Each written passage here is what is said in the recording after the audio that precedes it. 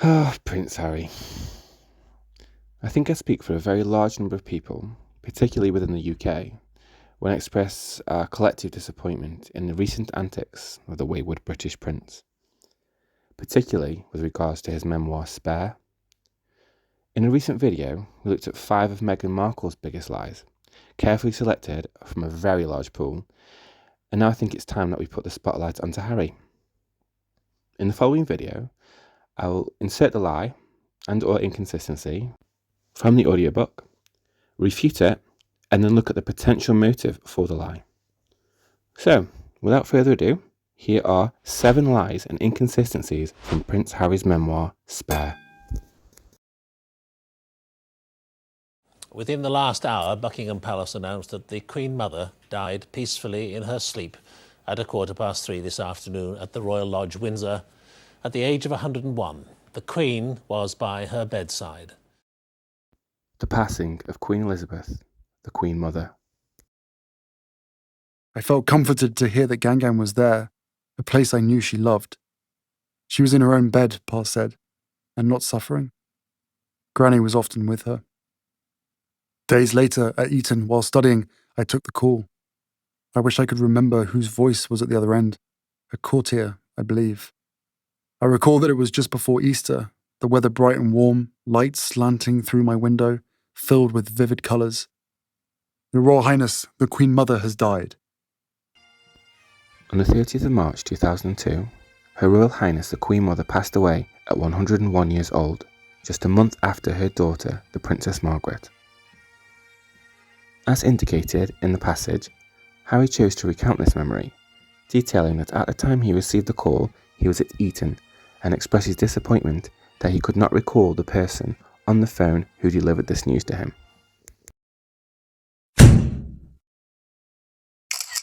The truth is, at that exact time, Harry was on a skiing trip with his father and his brother in the Swiss Alps. There were even reports from the time that Harry was suffering from a bout of glandular fever during his trip. Though it is somewhat difficult to know the full purpose of such a provable lie, it appears that it was made in order to build up sympathy between Harry and the reader. The best man. So the ring that you took was obviously a very special ring. We just wondered if you could tell us a little bit about your process and how you choose that ring, and perhaps tell us about how much it means to you to receive that ring. Well, as you may recognise now, it's my mother's engagement ring. So, of course, it's very special to me. As Kate's very special to me now as well. It was only right that the two were put together. But it was my way of making sure that my mother didn't miss out on today and the excitement and the fact that we're going to spend the rest of our lives together. The public had been told that I was to be best man, but that was a barefaced lie. The public expected me to be best man, and thus the palace saw no choice but to say that I was. In truth, Willie didn't want me giving a best man speech. He didn't think it safe to hand me a live mic and put me in a position to go off script. I might say something wildly inappropriate. He wasn't wrong. On the 29th of April 2011, Prince William married Catherine Middleton. During this event that was watched by many millions worldwide, Prince Harry accompanied his brother into the car and then also into Westminster Abbey, supporting his brother for all the world to see. However, Harry claims that he was not in fact the best man, despite all appearances to the contrary. The reason Harry gave for this was that he was not given the best man speech at the wedding. You liar! The truth is, Harry did in fact have a speech that was even vetted by his then on and off girlfriend Chelsea Davy at the time.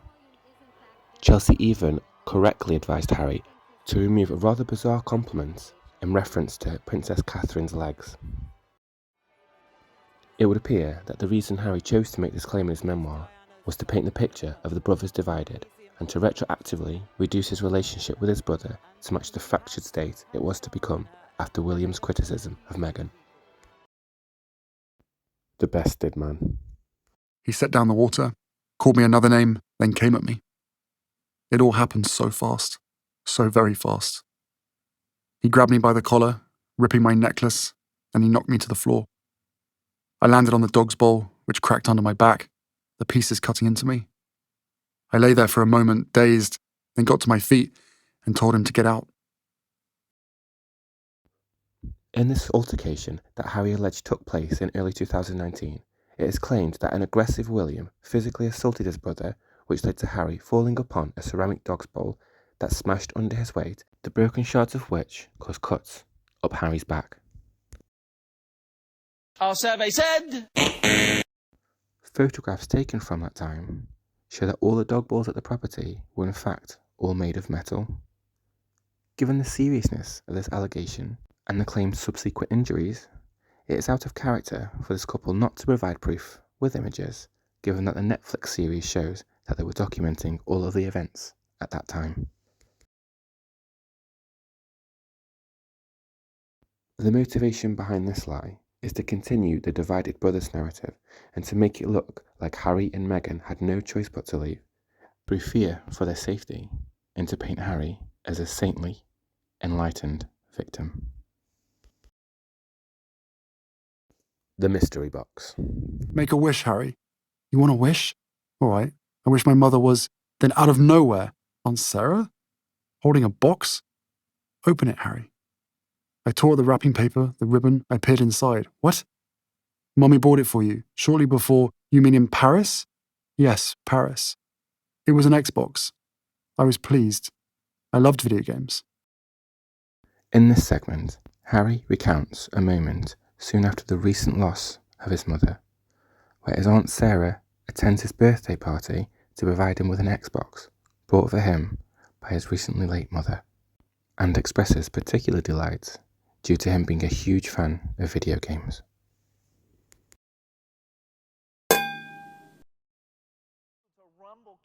The original Xbox was not released until 2001 and did not reach the European market until March 2002. This was nearly 5 years after that date. It is highly likely that Harry meant the original PlayStation from the previous console generation. As trivial as this may seem, even someone with a passing interest in video games would never make such a mistake between those two consoles. In this instance, it does appear as it could have been some sort of oversight and poor recollection due to the passage of time and the emotional hardship Harry would have been experiencing at that particular moment of his life. This is also compounded by the paragraph that follows, which I will address later in the video. King Henry VI. We were supposed to be in perpetual mourning for old Henry VI, or else for King George, an early supporter of the school, who used to have the boys over to the castle for tea, or something like that. Though Henry was my great-great-great-great-great-grandfather, and though I was so sorry for his passing, and for whatever pain it had caused those who loved him, I wasn't keen on mourning the man around the clock. Any boy might balk at taking part in a never-ending funeral. But for a boy who just lost his mum, it was a daily kick in the balls. King Henry VI reigned from 1422 to 1461 and was the founder of Eton College.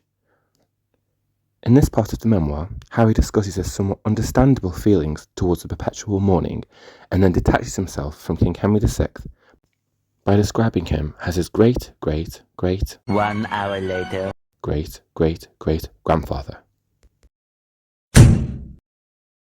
Henry VI had no heirs. His direct line ended with him, and he was succeeded by the son of his cousin Richard of York, Edward IV.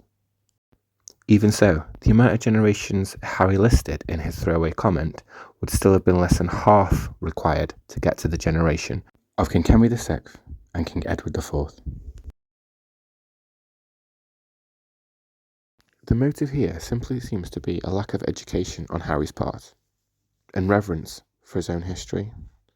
This seems very in keeping with his current modus operandi in regards to his feelings towards the institution of the royal family.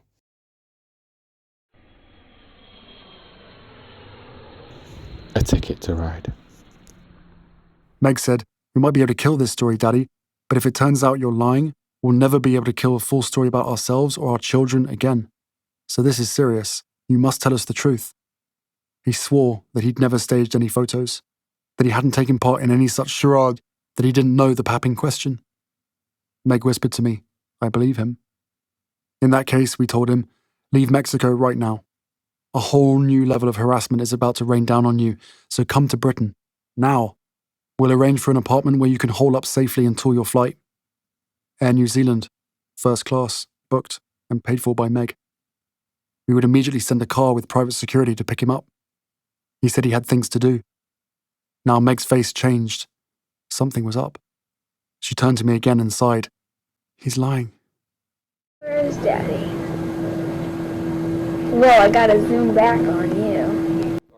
In this part of the memoir, Harry claims that Meghan purchased a first-class ticket from Air New Zealand to help her father, Thomas Markle, escape from an oncoming media storm. Unfortunately for the couple, Air New Zealand have come out publicly and stated that no such purchase was ever made. The main motive of this piece appears to be damage control, in order to appear as though the couple did their very best they could to help Meghan's father, in order to make them look like they had no choice and that nothing was in their control and it was all out of their hands. Taj Mahal. On the subject of India, we laughed about the advice I'd given Meg before she left. Do not take a photo in front of the Taj Mahal. She asked why, and I'd said, my mum. I'd explained that my mother had posed for a photo there, and it had become iconic, and I didn't want anyone thinking Meg was trying to mimic my mother. Meg had never heard of this photo, and found the whole thing baffling, and I loved her for being baffled.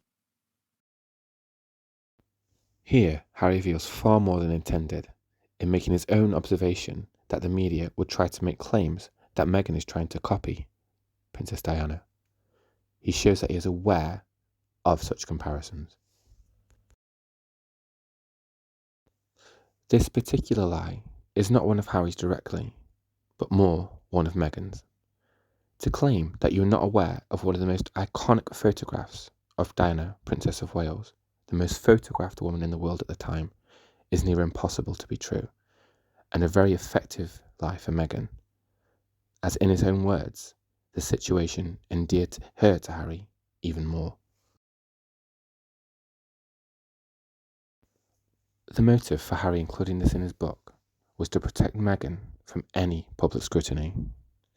A particularly noteworthy piece to this, however, is that William and Catherine themselves took a picture in that very iconic spot in 2016, just weeks before Harry initially met Meghan. So, there we have it. 7 of the most noteworthy lies refuted from Spare, but perhaps the most damning indictment of this very differing recollection of reality, posing as a memoir, are from Harry himself in his own words. That's the story, anyway. It's appeared in many accounts of my life as gospel, and I have no idea if it's true. Pa said Mummy hurt her head, but perhaps I was the one with brain damage. As a defense mechanism, most likely, my memory was no longer recording things quite as it once did.